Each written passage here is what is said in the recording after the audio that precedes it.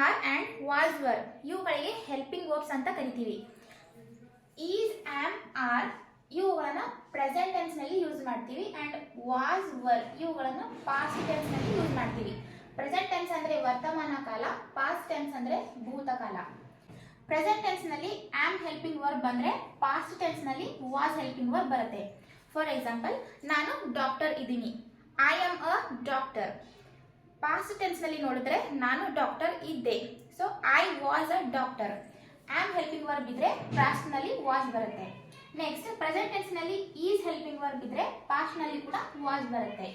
For example, ಅವಳು teacher ಇದ್ದಾಳೆ, she is a teacher.